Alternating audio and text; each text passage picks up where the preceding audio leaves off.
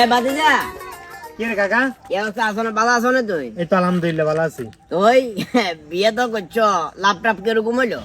লাভ বলতে কি এর কথাবার্তা কন বুঝি না কাকা। বুঝতে না তো, বিয়ে লাভায় আমারও দাওয়াত দিছো। তোমার বিয়ের সময় গেছি খুব আন্তরিকতার সহিত। যাইবার হরে যে বাদ দিয়ে লাগে টেবিল একান্ন বই রয়েছে। দুঃখের বিষয় হলো টেবিলের ভিতরে হানও নাই, তারপরে দাঁত খিলাই কলেজে হেঁটাও নাই, এরপরে টিস্যু থাকবে কথা টিস্যুও নাই। টিস্যু এখানে তারা পকেটে বার করে অর্ধেকের হাড়ি কয়েছে কয় যদি মুখ হুসি গেলাম। এই কারণে তো মেঞ্চের বান্ন করে দাবাত দিন আছেন। হ্যাঁ আপনি দিছেন কত এনে বিয়ে কিনতে?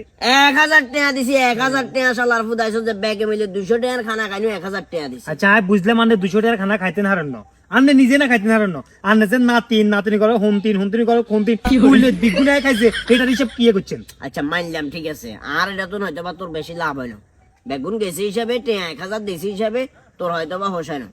কিন্তু এরকম অনেক ফ্যামিলি আছে না যার ফ্যামিলি মেম্বার 2 জন কিন্তু টিয়া দিছে 1000, অথবা দেখা গেছে ফ্যামিলি মেম্বার 4 জন টিয়া দিছে 5000, এরকমও দিছে না।